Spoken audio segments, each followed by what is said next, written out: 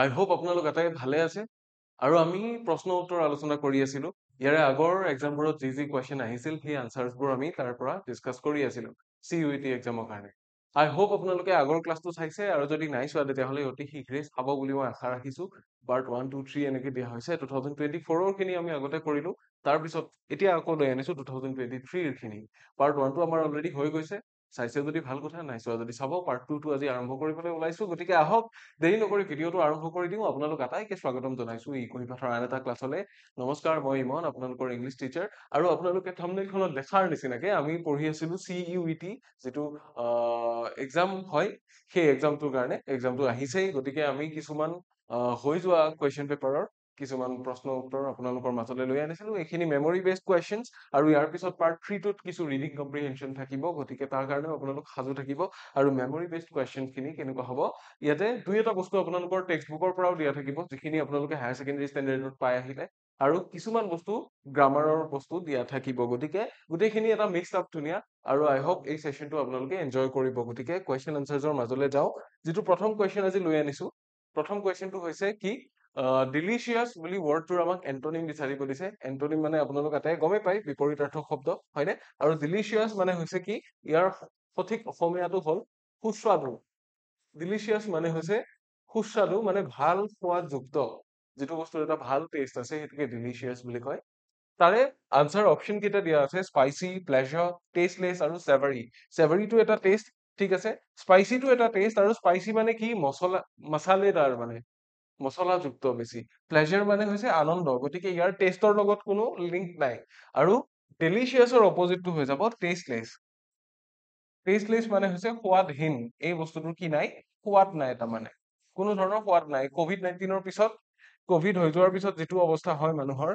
Test নাপাই যে সেইটো সোৱাদহীন বুলি কয় গতিকে এইটো হ'ব ইয়াৰে এন্টনিম ঠিক আছে এইটো আপোনালোকে মনত ৰাখিব ইয়াৰে পিছৰ কুৱেশ্যনটোৰ ফালে যাম পিছৰ কুৱেশ্যনটোত চিনোনিম সুধিছে স্কোৱালিড বুলি এটা ৱৰ্ড আছে স্কোৱালিড ৱৰ্ডটোৰ চিনোনিম বিচাৰিছে আৰু স্কোৱালিড মানে হৈছে লেতেৰ পেতেৰ হৈ থকা মাটি লাগি থকা তেনেকুৱা ঠিক আছে স্কোৱালিড ৱৰ্ডটো আৰু তাৰে চিনোনিমৰ অপশনৰ কাৰণে কি আছে ব্ৰাইট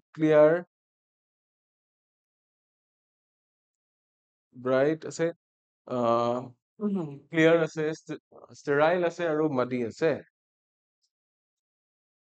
আৰু স্কোৱালিড মানে হৈছে এনেকুৱা এটা জেগা যিটো জেগা মানে কেনেকুৱা যিটো জেগাত ধৰক মানুহ সহজে নাযায় বা মানুহে জেগাখিনি মেইনটেইন নকৰি পেলাই থলে পিটনিৰ নিচিনা জেগা স্কোৱালিড মানে এইটো মনত ৰাখিব গতিকে ব্ৰাইট ক্লিয়াৰ ষ্টেৰাইল এইবিলাক ইয়াৰে লগত নাখাতে ইয়াৰে চিনোনিম হৈ যাব কোনটো মাটি মাটি শব্দটো ক'ৰ পৰা হৈছে মাট শব্দটো হৈছে মাট মানে হৈছে বোকা আৰু য'ত বোকা তাৰপিছত আপোনাৰ লেতেৰা বস্তু এইবিলাক পৰি আছে সেই জেগাখিনিকে কি বুলি কয় পিটনি বা স্কোৱালিড বুলি ক'ব পাৰে গতিকে এইটো হৈ যাব আমাৰ আনসাৰ অপশন ডি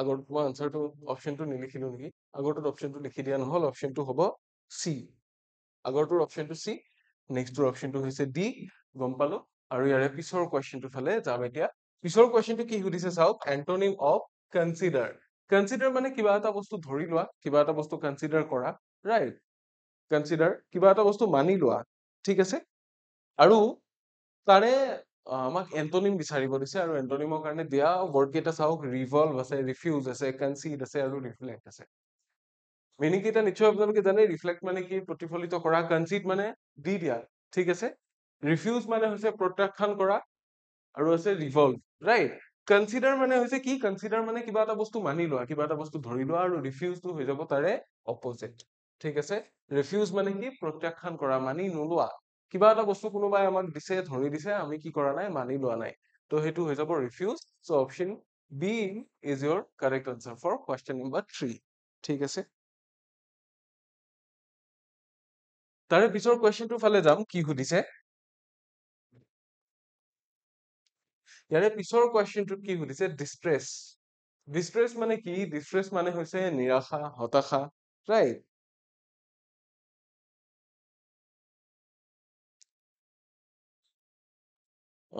ডিষ্ট্ৰেছ মানে হৈছে অত্যন্ত বেছি দুখ নিৰাশা তেনেকুৱাই আৰু কি কি দিয়া আছে তাৰে চিনোনিম লাগে এংগুইশ ব্লেছিং ইউফৰিয়া আৰু প্লেজাৰ কি আছে এংগুইশ আছে, ব্লেছিং আছে, ইউফৰিয়া আছে আৰু প্লেজাৰ আছে। প্লেজাৰ মানেতো আনন্দ, আপোনালোকে জানে। চ' প্লেজাৰ আৰু ব্লেছিং কি হৈ যায়, এটা আনটোৰ চিননিম হৈ যায়, কিন্তু ইয়াৰে এন্টনিম, ইয়াৰে চিননিম কোনটো হ'ব, ইয়াৰে চিননিমটো হ'ব এংগুইশ, মানে অতি বেছি দুখ, অত্যধিক সৰো, হা, অত্যধিক কি দুখ, এইটোকে কি বুলি কয়, ডিষ্ট্ৰেছ বুলিও কয়, এংগুইশ বুলিও কয়। এইটো কথা মনত ৰাখিব।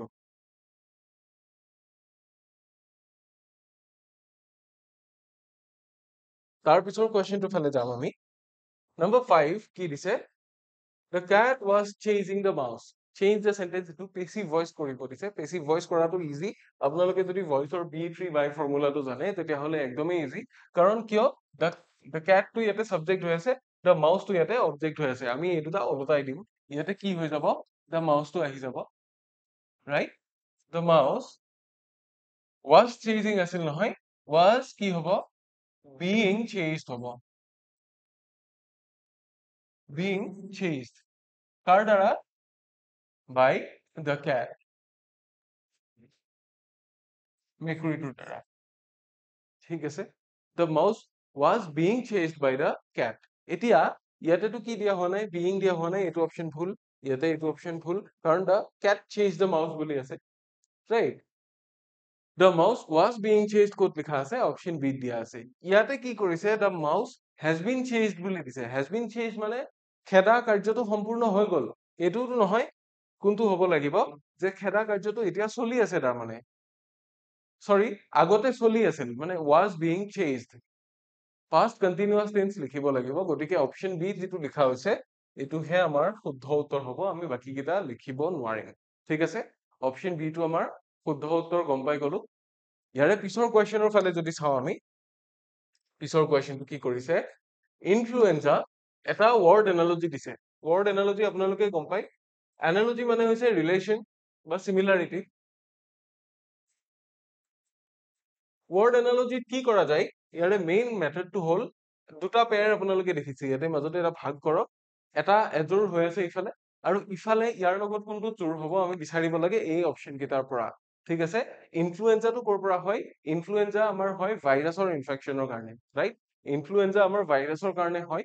ঠিক তেনেকে টাইফয়েডটো কিহৰ পৰা হয় আমাক সুধিছে, ৰাইট? বেক্টেৰিয়া, প্ৰটোজোৱা, পেৰাচাইট আৰু বেচিলাছ, ৰাইট?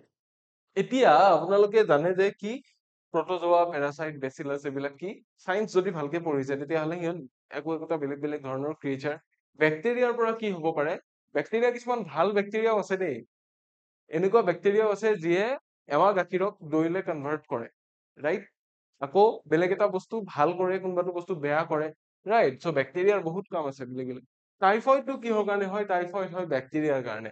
চ' ইনফ্লুৱেঞ্জা যদি ভাইৰাছৰ কাৰণে হৈছে, টাইফয়েড বেক্টেৰিয়াৰ কাৰণে হ'ব। গতিকে ৱৰ্ড এনালজিত কি আহিব, 4 নম্বৰ ৱৰ্ডটো, 4 নম্বৰ ৱৰ্ডটো হ'ব বেক্টেৰিয়া, ঠিক আছে। Option A will be your correct answer. তাৰ পিছৰ কুৱেশ্যনটো ফালে যাম, কি দিয়া আছে, অলপ দীঘলীয়া এটা কুৱেশ্যন, চাই লওক। Number 7, he said to his brother, do not put sharp things in your bed. এটা ইম্পাৰেটিভ সেন্টেন্স এটা, ঠিক আছে, যে বিছনাত জোঙা বস্তু নাৰাখিবা বুলি কি কৰিছে, ভায়েকে বা ভায়েকক কৈছে, ৰাইট? চ' ইয়াতে কি হ'ব, সি, আমি ইচ্ছা কৰিলে ইয়াতে আস্ক বা কিবা তেনেকুৱা দিব পাৰো, কিন্তু এটা সোধা হোৱা নাই বা এইটো অৰ্ডাৰো ঠিক এটা নহয়, এটা উপদেশ জাষ্ট। চ' হি টল্ড আমি দিব পাৰো। য'ত হি ছেইড দিছে সেইটো অপশ্যন চিধা আমি কাটি দিম, ঠিক আছে। হি ছেইড য'ত দিছে সেইটো কাটি দিম। হি কি হ'ব, টল্ড হিজ ব্ৰাদাৰ, ডুনত আছে নহয়, গতিকে কি হ'ব, নট টু হ'ব।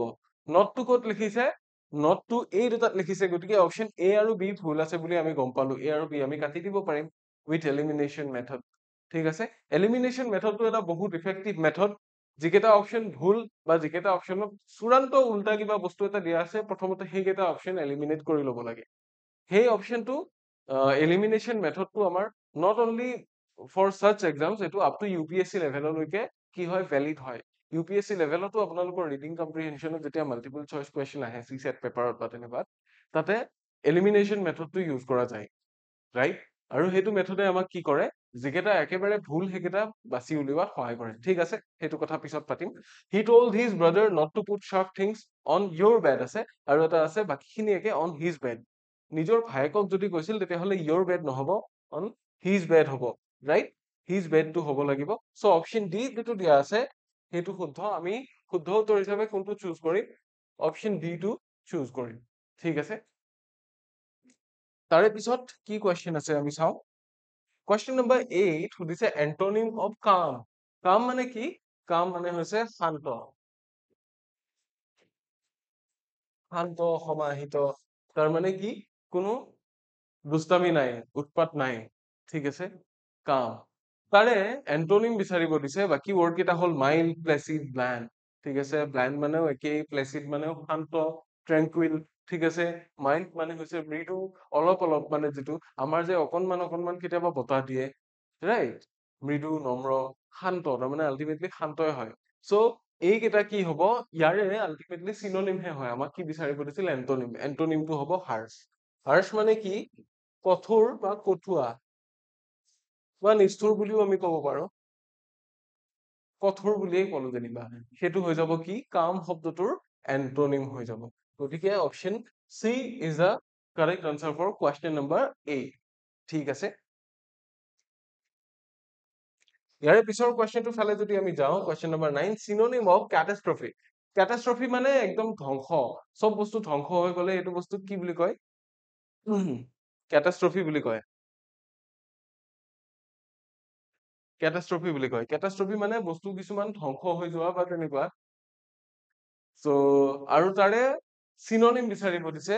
আমাক কি কি দিয়া আছে? এটা বুম বুলি দিছিলে, চৰি এইটো কি হ'ব লাগে? এইটো বুম হ'ব লাগে। বুম, তাৰপিছত ডিষ্ট্ৰাকশ্যন, বেনিফিট আৰু কজ। ঠিক আছে, কজ মানে হৈছে কিবা এটা বস্তুৰ সৃষ্টি কৰা বা কিবা এটা বস্তুৰ কাৰণ হোৱা। তাৰপিছত বেনিফিট মানে হৈছে লাভ, লাভদায়কো হ'ব পাৰে। ঠিক আছে, ডিষ্ট্ৰাকশ্যন মানেতো হৈছে কি? ধ্বংস। আৰু বুম মানে হৈছে, বুমটো বেছিকে আপোনালোক যদি কোনোবা কমাৰ্চৰ ষ্টুডেন্ট আছে তেতিয়াহ'লে ভালকে গম পাব। বুম শব্দটো কমাৰ্চৰ লগত খাটে। মানে কিবা বস্তু এটা আপুনি কৰি আছিলে, চাপোজ বিজনেছ এটা বা কিবা এটা, সেই বস্তুটো যদি ডুবি গ'ল বা সেই বস্তুটো শেষ হৈ গ'ল, লোকচান হৈ গ'ল, চূড়ান্তভাৱে আপোনাৰ মূলধন গুচি গ'ল, সেইটো বুম বুলি কয়। চ' কেটাষ্ট্ৰফি মানে বিজনেছৰ ভাষাত আল্টিমেটলি বুমটো এটা কেটাষ্ট্ৰফি হয়, কিন্তু আপুনি ইয়াতে এইটো চিনোনিম হিচাপে লিখিব নোৱাৰে, ৰাইট? চ' বেনিফিট আৰু কজ নহয়। কেটাষ্ট্ৰফিৰ যিটো চিনোনিম আছে সেইটো হৈ যাব ডিষ্ট্ৰাকশ্যন। ঠিক আছে, ডিষ্ট্ৰাকশ্যন মানে ধ্বংস, গোটেই বস্তুখিনি নষ্ট, তেহেজ নেহেজ হৈ যোৱা। So' option B will be our correct answer for question number 9। I hope you get it. Next কুৱেশ্যনৰ ফালে যাম। নম্বৰ 10 কি দিয়া আছে? চিনোনিম অফ গিলিবল। গিলিবল মানে হৈছে মানুহজন যিজন নিৰ্দোষ, মানে মানুহজনৰ কোনো কি নাই, দোষ নাই, ভুল নাই, সেইজনকে গিলিবল বুলি কয়। তাৰে চিনোনিমৰ কাৰণে অপশ্যন কেইটা কি কি দিয়া আছে?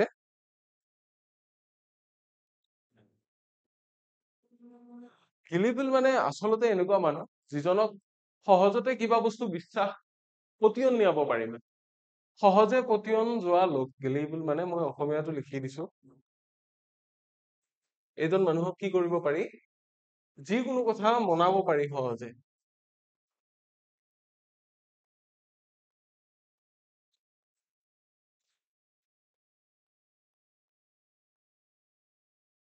সহজে পতিয়ন যোৱা লোক। আমাৰ যে ভোলা ভালা থাকে, ভোলা ভালা কিছুমান থাকে যে, চিধা চাধা থা মেহ তো অনজান থা, চৰি নাদান থা, সেই গিলিবলটো সেইটো তাৰমানে। ঠিক আছে, চ' ছাছপিচিয়াছ, ইন'চেণ্ট, কানিং আৰু পাৰচেপ্টিভ আছে। পাৰচেপ্টিভ ৱৰ্ডটোতো এটা বেলেগেই হয় বাৰু, ইয়াক আমি কাটি থৈ দিছো এইকাৰণে। তাৰপিছত কানিং মানে হৈছে অত্যন্ত ধূৰ্ত, খুব বুদ্ধি থকা, ৰাইট? আৰু ছাছপিচিয়াছ মানে হৈছে সন্দেহযুক্ত, যিটো বস্তুৰ ওপৰত সন্দেহ কৰা যায় বা যিটো বস্তু ইমান এটা ঠিক নহয়, তাৰ ওপৰত কিবা এটা সন্দেহ আছে। চ' ইয়াৰে চিনোনিম হৈ যাব কি? ইন'চেণ্ট। ইন'চেণ্ট মানে হৈছে নিৰ্দোষ, নিষ্পাপ, যিজন মানুহৰ কোনো ভুল নাই, কোনো পাপ নাই, মানুহজন সহজে কি হৈ যায়, যিকোনো ক্ষেত্ৰত সহজে পতিয়ন যায়, সেইজন মানুহক ইন'চেণ্ট বুলি ক'ব পাৰি, ৰাইট? গতিকে এইটো কি হৈ যাব? ইয়াৰে চিনোনিম হৈ যাব। হল, option B will be your correct answer for question number 10। Next আমি নেক্সট কুৱেশ্যনটো ফালে যাওঁ। Question number 11, meaning of the idiom কি? শ্বয়িং a clear pair of heels. Heels মানে কি? হিলছ মানে হৈছে চেণ্ডেল বা জোতা বা গৰুহা। গৰুহাটোকো কি বুলি কয়? হিল বুলি কয়। যদি আমি মানুহৰ প্ৰতি ক্লিয়াৰ পেয়াৰ অফ হিলছ দেখাইছো, তাৰমানে কি? আমি পলাইছো, তেওঁৰ ফালে পিছ দিছো, দৌৰিছো, দৌৰোতে আমাৰ কি হৈছে? জোতা বা গৰুহাৰ পিছ চাইডটো কমপ্লিটলি দেখা পাইছে। চ' showing a clear pair of heels, এইটো এটা ইডিয়ম। ইয়াৰে মিনিংটো কি হ'ব আমাক সুধিছে, চাৰিটা অপশ্যন দিয়া আছে। To run away quickly, to show' your feet, to buy a new pair of heels, or to come around. Come around মানে কি? উভতি অহা, ঘূৰি অহা, হা, বাই আ নতুন জোতা কিনা, টু শ্ব' ইয়ৰ ফিট কাৰোবাক ভৰি দেখুওৱা, নে তৎক্ষণাত দৌৰি পলোৱা। টু ৰান এৱে কুইকলি, তৎক্ষণাত পলাই যোৱাটোকে কি বুলি কয়? showing a clear pair of clear pair of heels বুলি কোৱা যায়। So option A will be your correct answer for question number 11. ঠিক আছে, নেক্সট কুৱেশ্যনৰ ফালে গৈছো। নম্বৰ 12 কি দিয়া আছে? rearrange the sentence। এটা arrangement দিয়া আছে, people and elephant by considered stuck was some as, মানে এই গোটেইকেইটা ভালকে সজাই পেলাই এটা বাক্য বনাব লাগে। আৰু অপশ্যন কেইটা দিয়া আছে, option A, an elephant was considered as stuck by some people। Option B দিয়া আছে, an elephant as considered was stuck by some people। Option C দিয়া আছে, people as considered stuck by some people। আৰু option D দিয়া আছে, people considered stuck by an elephant। এতিয়া যদি option C আৰু ডি আমি চাওঁ, এইকেইটাত কি কৰা হোৱা নাই, গোটেই পাৰ্ট কেইটা কমপ্লিটলি ইউজ কৰাই হোৱা নাই, গতিকে এই পাৰ্ট কেইটা ইয়াতে ভুল। অপশ্যন এ আৰু বি আছে য'ত একে নিচিনাকে ইউজ কৰিছে, কিন্তু অকনমান উল্টা পুল্টা হৈ গলে কি হৈ যায়, ৱাজ আৰু এজ এই দুটা ৱৰ্ড উল্টাই দিছে। গতিকে অপশ্যন বিত যিটো মিনিং, অপশ্যন বিৰ যিটো চেন্টেন্স আছে, an elephant as considered was stuck by some people, ইয়াৰে মিনিংটো ভালকে নোলায়। যিটো প্ৰথম চেন্টেন্স আছে তাৰেহে মিনিংটো ওলাব, an elephant was considered as stuck by some people, যে কিছুমান মানুহে কনচিডাৰ কৰিছিল যে হাতীটো এক জাগাত গৈ অটকি গৈছে, বোকাৰ মাজত ফচিছে বা কৰবাত ফচি গৈছে, মানে ফাঁচিছে, সি ওলাই আহিব পৰা নাই, তাত ৰখি যোৱাটোকে ষ্টাক বুলি কৈছে, আৰু সেইটো কেইটামান মানুহে কনচিডাৰ কৰিছে। চ' অপশ্যন এ যিটো দিয়া আছিলে, ডেফিনেটলি সেইটোৱে আমাৰ কাৰেক্ট আনচাৰ কুৱেশ্যন নম্বৰ 12ৰ কাৰণে। নাও moving on to the next, কি সুধিছে, which of these is a correct formal letter introduction? Formal letter introduction আমি জানোনে? আমি যেতিয়া চিঠি লিখো, চিঠি এখন লিখোতে কি কৰো? ইন্ট্ৰডাকশ্যনত সাপোজ এখন এখন লেটাৰ, ইয়াতে আমি yours truly কিবা কিবি লিখো, আৰু আৰম্ভণিতে কি লিখো? ডিয়াৰ অমুক অমুক এনেকে যদি লিখো, ৰাইট? ফৰ্মেল লেটাৰ ইন্ট্ৰডাকশ্যনত আমি কেতিয়াও হেল্ল', তাৰপিছত অল ৰাইট, মেট এইবিলাক নিলিখো। মেট মানে হৈছে মিত্ৰ, একে লগৰ বিলাকক মেট বুলি কয়। একেটা ৰুমত থাকিলে ৰুমমেট, ৰাইট? একেটা ক্লাছত পঢ়িলে ক্লাছমেট, খেলিলেও যিকেইটা একেলগে খেলে সেইকেইটাক মেট বুলি কয়, ৰাইট? চ' অল ৰাইট মেট, তাৰপিছত হেল্ল' মিষ্টাৰ জোনছ, হেল্ল' জন, এইবিলাক নহয়। কোনটো হ'ব? দেয়াৰ মিষ্টাৰ জোনছ, এইটো হ'ব। দেয়াৰটো কিহৰ কাৰণে হয়? Formal letter introduction. ফৰ্মেল লেটাৰত আমি এইটোৱে ইউজ কৰো। যেতিয়া ফৰ্মেলি আমি এখন লেটাৰ লিখো, তেতিয়া আমি দেয়াৰ লিখো। আকৌ ডাঙৰলে লিখিলে কেতিয়াবা ৰেচপেক্টেড লিখো, এপ্লিকেশ্যন লিখিলে ৰেচপেক্টেড লিখো, ৰাইট? তেনেকুৱা ধৰণৰ কথা। চ' অপশ্যন চি যিটো দিয়া আছে এইটো শুদ্ধ উত্তৰ, বাকী কেইটা শুদ্ধ নহয়। অলৰাইট, নেক্সট কুৱেশ্যনৰ ফালে যাম। নেক্সট কুৱেশ্যনত কি সুধিছে, which of these should not be in a formal letter? চাৰিটা পাৰ্ট দিয়া আছে, এই চাৰিটা পাৰ্টৰ কোনটো এখন ফৰ্মেল লেটাৰ বা ফৰ্মেলি লিখা চিঠি এখনত থাকিব নালাগে সুধিছে। স্লেং, টাফ ৱৰ্ডছ, ডেট আৰু your name। এতিয়া চাও, টাফ ৱৰ্ডছ থাকিব লাগে নে নালাগে? লাগে বা নালাগে বুলি কোনো ধৰা বন্ধা নিয়ম নাই টাফ ৱৰ্ডছৰ ক্ষেত্ৰত। কিয়?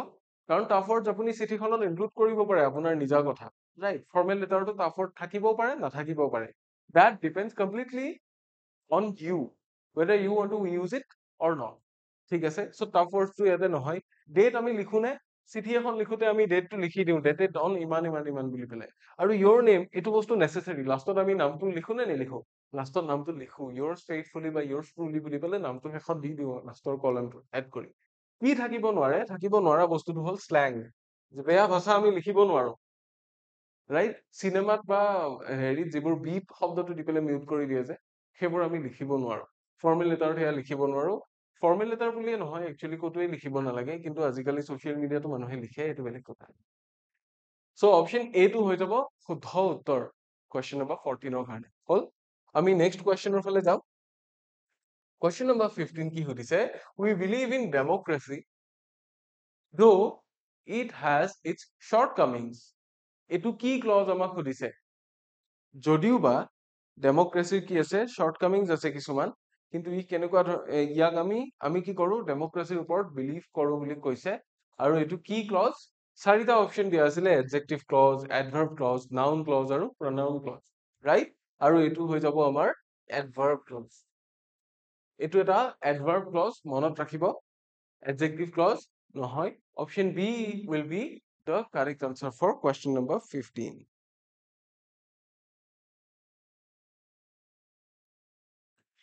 তাৰ পিছৰ কুৱেশ্যনটো ফালে যাম আমি। কুৱেশ্যন নম্বৰ 16 কি সুধিছে? This is the girl who talk to me yesterday. আকৌ এটা বাক্য কৈছে যে দিছ ইজ দ্য গাৰ্ল, এইজনীয়ে সেইজনী ছোৱালী যিয়ে যোৱাকালি মোৰ লগত কথা পাতিছিল। ঠিক আছে, এইটো এডজেক্টিভ ক্লজ নে এডভাৰ্ব ক্লজ নে নাউন ক্লজ নে প্ৰনাউন ক্লজ আমাক সুধিছে। আৰু এইটো হ'ব এটা কি? এইটো এডজেক্টিভ ক্লজ। এইটো এডজেক্টিভ ক্লজ, ইয়াতে এডভাৰ্ব, নাউন বা প্ৰনাউন ক্লজ নাহে। Option A will be your correct answer for question number 16. I hope এইটো আপোনালোকে বুজি পাইছে। ইয়াৰে পিছৰ কুৱেশ্যনৰ ফালে যাম। আকৌ আমি আহিছো এন্টোনিম অফ দ্য ৱৰ্ড মেলোডিয়াছ। মেলোডিয়াছ শব্দটো কিহৰ ক্ষেত্ৰত খাটে? গানৰ ক্ষেত্ৰত খাটে, চৰাই চিৰিকটিৰ মাতৰ ক্ষেত্ৰত খাটে, ৰাইট? চ' মেলোডিয়াছ মানে কি? সুৰীয়া।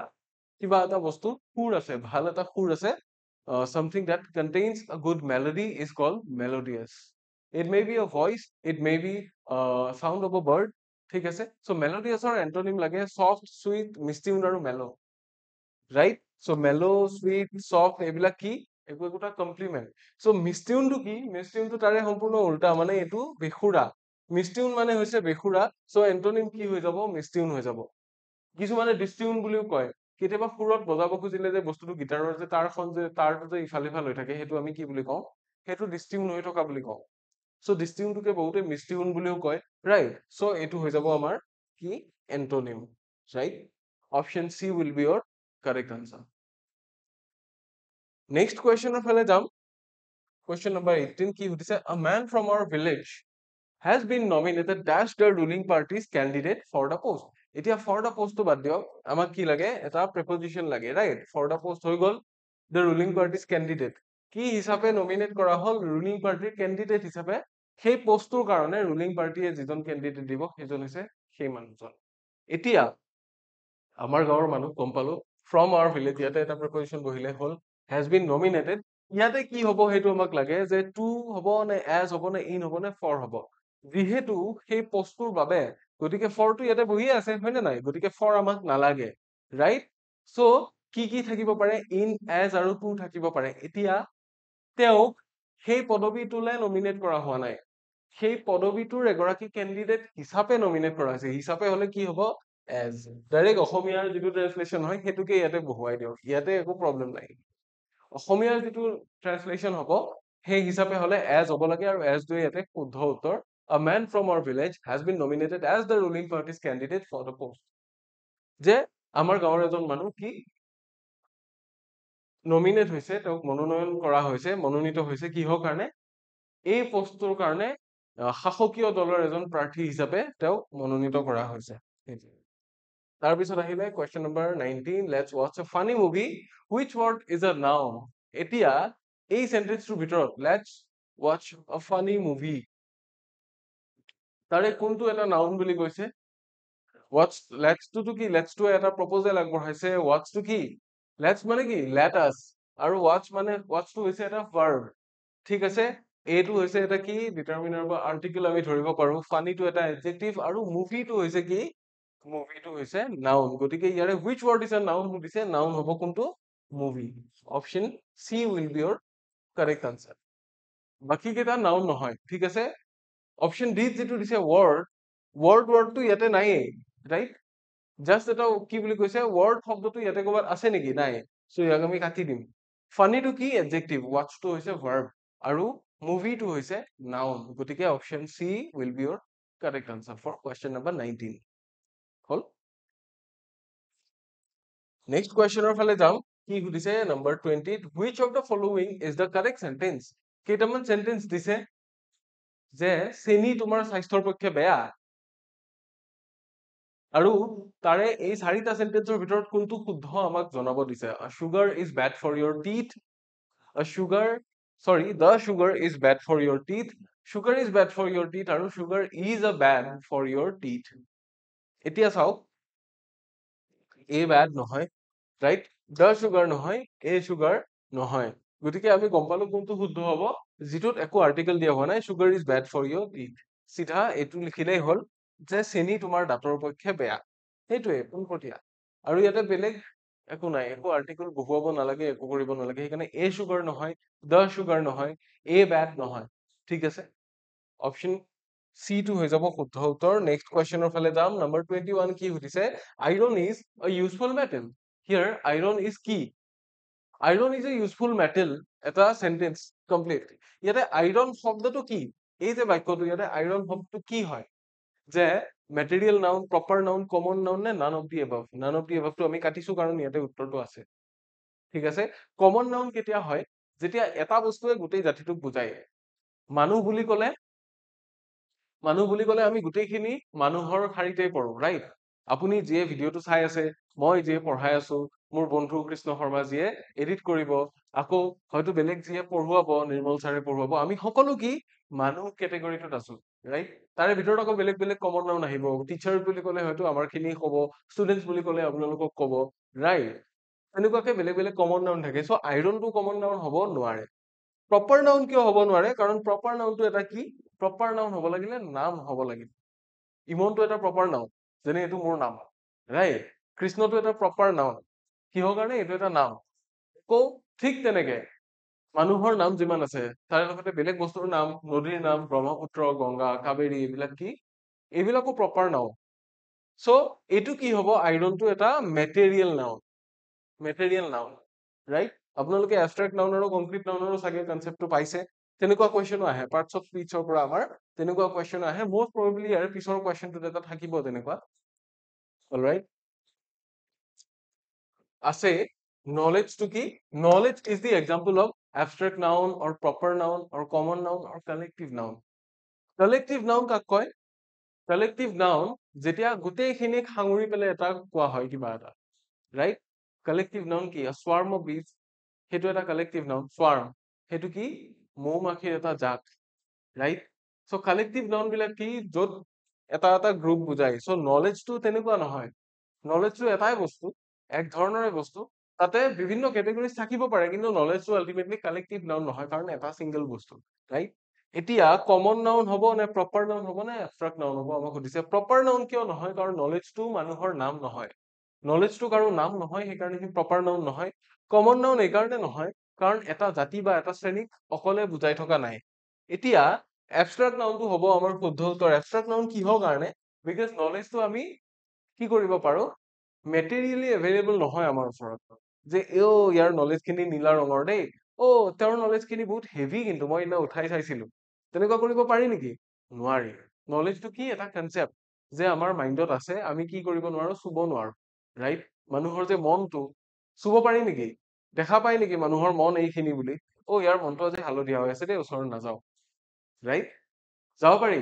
নোৱাৰি। গতিকে যিটো বস্তু মেটেৰিয়েলিষ্টিকেলি এভেইলেবল নহয়, মেটেৰিয়েল হিচাপে এভেইলেবল নহয়, সেইটো কি?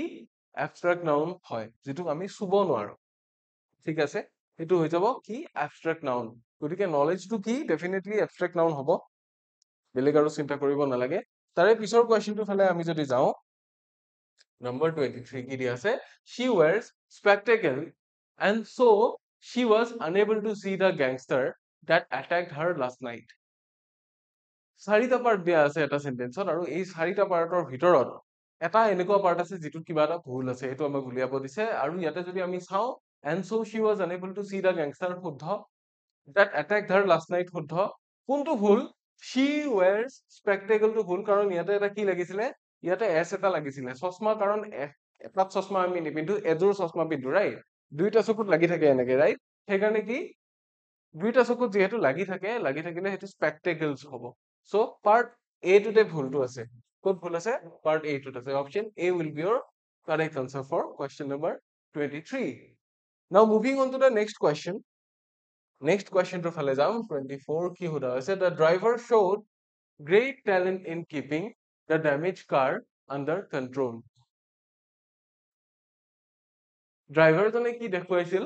যে ডেমেজ কাৰখন কন্ট্ৰলত ৰাখি তাৰ গ্ৰেট টেলেণ্টটো দেখুৱাইছিল এতিয়া তাৰ আমি কিপ নকৰো কি কৰো ড্ৰাইভ কৰো গতিকে এই পাৰ্টটোত কি হ'ব এই পাৰ্টটো ভুল আছে দ্য গ্ৰেট টেলেণ্ট ইন কি হ'ব লাগিছিল driving the damage car under control হ'ব লাগিছিল ঠিক আছে গতিকে কি হ'ব গ্ৰেট টেলেণ্ট ইন কিপিং পাৰ্টটোত ভুল আছে কিপ নহয় তাৰমানে কি কৰিছিল গাড়ীখন চলাইছিলহে ৰাইট গতিকে option B will be your correct answer for question number 24 ঠিক আছে আৰু মাত্ৰ কেইটামান কুৱেশ্যন আছে এইখিনি টাইম ভালকে মন দি চাব এটা এৰেঞ্জমেণ্টৰ ফালে আহিছো the concept of that it has been reduced as an inevitability so is so ancient to a cliche এই বাক্যটো কেনেকে আমি ৰিএৰেঞ্জ কৰিব পাৰিম the concept of death that is কি as an inevitability মানে যেটো বস্তু অপৰিহাৰ্য যেটো বস্তু কি কৰিব নোৱাৰি এভয়েড কৰিব নোৱাৰি unavoidable ঠিক আছে the concept of death Q as an inevitability is so ancient ইমানেই বেছি পুৰণি মৃত্যুটো যে কি অনিবাৰ্য সেই ধাৰণাটো ইমানেই পুৰণি so ancient that it has been reduced to a cliche যে এইটো এটা কি হৈ গৈছে ক্লিশে মানে কি এই বস্তুটো অলপ ক্ৰিম মানে এইটো অদ্ভুত টাইপৰ এটা বস্তু হৈ গৈছে মানে ঠিক আছে গতিকে কি হ'ব that it has been reduced p আহিব p ৰ পিছত আহিব কি s QRPS right QRPS ক'ত আছে আমাৰ ইয়াতে QRPS আছে অপশ্যন বি আমি এইটো টিক কৰিম কাৰণ এইটো মতে বাক্যটোৰ ষ্ট্ৰাকচাৰটো কি হৈ আছে ভালকে মিলি আছে ঠিক আছে তাৰ পিছৰ কোৱেশ্চনটো ফালে যাম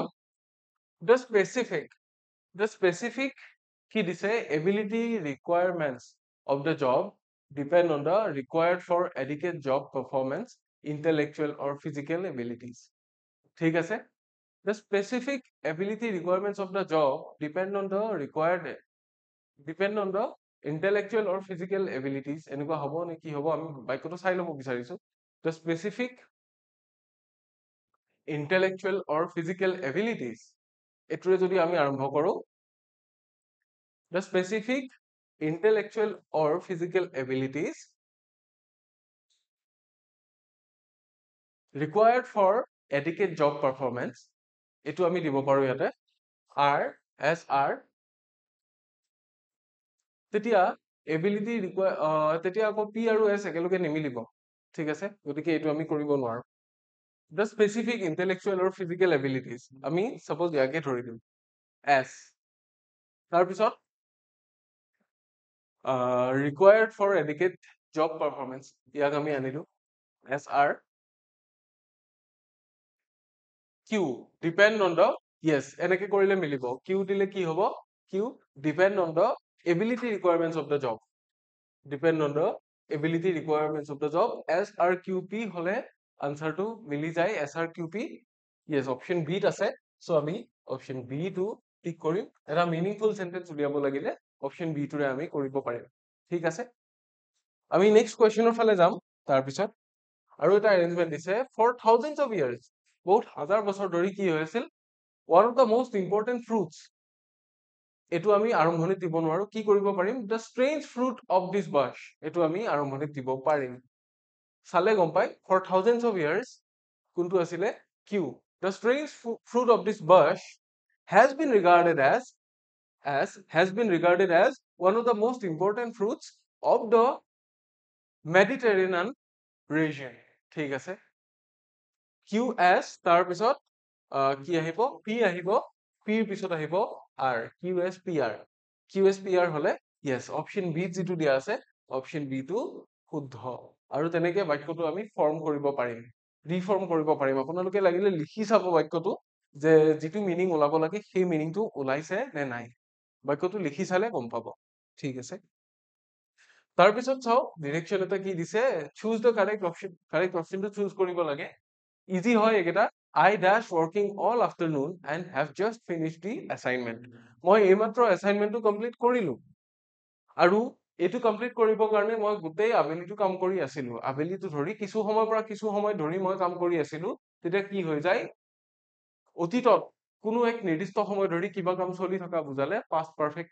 কন্টিনিউয়াস টেন্স হৈ যায় so past perfect continuous tense হ'ব লাগিলে কি হ'ব লাগিব হ্যাড বিন হ'ব লাগিব হ্যাভ বিন দিলেতো প্রেজেন্ট পারফেক্ট কন্টিনিউয়াস হ'ব শ্যাল বি দিলে ফিউচার হ'ব এম দিলে প্রেজেন্ট কন্টিনিউয়াস হ'ব গতিকে কি I had been working all afternoon and have just finished the assignment গতিকে হ্যাড বিন থাকিব লাগিলে option B is the right answer for question number 28 আমি নেক্সট কোয়েশ্চনৰ ফালে যাম নেক্সট কোয়েশ্চনত কি দিয়া আছে by the next month we shall dash the project by the next month বুলি দিয়া মাত্ৰকে আমি গম পাম যে এইটো এটা কি আগন্তুক মাহৰ কথা কৈছে আৰু ফিউচাৰ পাৰফেক্ট টেন্সৰ কথা কৈছে যে কিবা এটা কাম কৰিম যেতিয়া ফিউচাৰ পাৰফেক্ট দিয়া থাকে we shall দিয়া থাকে has completed completing আৰু completed নহয় কি হ'ব পাৰে have completed হ'ব we shall have completed লিখিলেহে বাক্যটো কি হ'ব কারেক্ট হ'ব so option D is your right answer for question number 29 by the next month we shall have completed the project যে অহা মাহলৈকে আমি প্ৰজেক্টটো কমপ্লিট কৰি আজৰি হৈ যাম বা কমপ্লিট কৰি উঠিম ঠিক আছে তাৰ পিছৰ কোৱেশ্চনটো ফালে গৈছো number 30 Sita or her brothers dash to be blamed এতিয়া চাওক এটা সাবজেক্ট ভার্ব এগ্ৰিমেন্টৰ বস্তু ইয়াতে আহি গল সিতাটো এটা সাবজেক্ট or her brothers টো আন এটা সাবজেক্ট দুটা সাবজেক্ট যেতিয়া দিয়া থাকে তেতিয়া কি হয় যেটো বি ভার্ব ইয়াতে আহিব সেই বি ভাৰ্বটোৱে কি কৰিব যিকোনো এটা সাবজেক্টৰ লগত এগ্ৰি কৰিব এতিয়া দুইটা যদি সিঙ্গুলাৰ নাম্বাৰ থাকিলে তেন বি ভাৰ্বটো সিঙ্গুলাৰ হয় দুইটা প্লুৰেল থাকিলে বি ভাৰ্বটো প্লুৰেল হয় ইমানখিনিটো আপোনালোকে গম পায় যদিহে এটা সিঙ্গুলাৰ এটা প্লুৰেল থাকে তেতিয়া কি হ'ব এটা সিঙ্গুলাৰ এটা প্লুৰেল থাকিলে যেটো বি ভাৰ্বৰ ওচৰত আছে বা যেটো খালি জাগাৰ ওচৰত আছে সেই ওচৰত থকাৰ লগত বি ভাৰ্বটো এগ্ৰি কৰিব যেহেতু হাৰ ব্ৰাদাৰ্স এটা প্লুৰেল ফর্ম গতিকে ইজ হ্যাজ ওয়াজ এবিলাক নবহিব কি হ'ব আর হৈ যাব ইয়াতে ইয়াতে আহিব অপশন সি গতিকে কি হ'ব Sita or her brothers are to be blamed যদিহে her brothers টো আগত থাকিলেতেন Sita টো ইফালে থাকিলেতেন তেতিয়াহলে is হলহেতেন কিয় তেতিয়া Sita টো ওচৰত থাকিলেতেন আৰু ওচৰত থকা সাবজেক্টটোৰ লগত ভাৰ্বটোৱে এগ্ৰি কৰিলেহেতেন ঠিক আছে এয়া হল সাবজেক্ট ভাৰ্ব এগ্ৰিমেন্টৰ ৰুল আপোনালোকে যদি ৰুলটো গম নাপায় তেতিয়াহলে মোৰ বেলেগ বেলেগ ক্লাसेस আছে ইউটিউবত সেইখিনি চাই ল'ব পাৰে আমাৰ এই ভুইপাত চেনেলতে আছে alright so option C will be the right answer ইমানখিনিয়ে আছিল আমাৰ কোৱেশ্চন আনসাৰস আলোচনা কৰিব লগা আই হোপ আপোনালোকে বুজি পালে এটা সৰু টেলিগ্ৰাম সম্পৰ্কীয় ঘোষণা আছে যদিহে আপোনালোক আমাৰ সৈতে টেলিগ্ৰামত জড়িত হোৱা নাই তেতিয়াহলে এই দুটা চেনেল অতি শীঘ্ৰে আপোনালোকে ফলো কৰিব পাৰে স্ক্ৰিনৰ বাওফালে আপোনালোকে দেখিছে এটা গ্ৰীণ কালাৰ কিউআৰ কোড যেটো ই কুইপাত অফিচিয়েল টেলিগ্ৰাম চেনেলটোৰ কিউআৰ কোড আৰু এই চেনেলটো ফলো কৰিলে আপোনালোকে আমাৰ কোৰ্সেস আমি লঞ্চ কৰা নতুন নতুন ব্যাচ আৰু আমাৰ যিখিনি ফিজ স্ট্ৰাকচাৰ কেনেকুৱা হয় কি ফেসিলিটিজ আমি প্ৰভাইড কৰো গোটেইখিনি গম পাব লগতে স্ক্ৰিনৰ সোঁফালে দেখিছে এটা পিংক আৰু পাৰ্পল শেড থকা কিউআৰ কোড এটো মোৰ নিজা চেনেলৰ কিউআৰ কোড ইয়াতে মোৰ ফ্ৰী ইউটিউব ক্লাছ বিলাকৰ পিডিএফ বিলাক আপোনালোকে ক্লাছৰ পিছে পিছে লাভ কৰিব গতিকে দুইটা চেনেল ফলো কৰিব বুলি আশা কৰিলো কবলগীয়া ইমানখিনিয়ে আজি সেশনটো ইমানতে শেষ হৈছে আই হোপ এইখিনি আপোনালোকে পঢ়ি ভাল পালে বা এই সেশনটো যি পঢ়ুৱালো যি আলোচনা কৰিলো আপোনালোকৰ কামত আহিল ইয়াৰ পিছত সেশন 3 এটা আহিব ৰিডিং কম্প্ৰিহেনশন থাকিব হোপফুলি সেইখিনি বস্তু আপোনালোকৰ কামত আহিব আৰু আপোনালোকে সেই ক্লাছটো চাব আৰু যদি এইটো ক্লাছ চাই ভাল পালে তেতিয়াহলে শেয়াৰ কৰিবলৈ নাপাহৰিব আপোনালোকৰ লগৰ যিসকলে এক্সাম দিবলৈ ওলাইছে আৰু চেনেলটো যদি আমাৰ প্ৰথমবাৰৰ কাৰণে চাইছে তেতিয়াহলে সাবস্ক্ৰাইব কৰিবলৈ নাপাহৰিব ইয়াৰ পিছৰ ক্লাছত আপোনালোকক পুনৰ লগ পাম until next time take care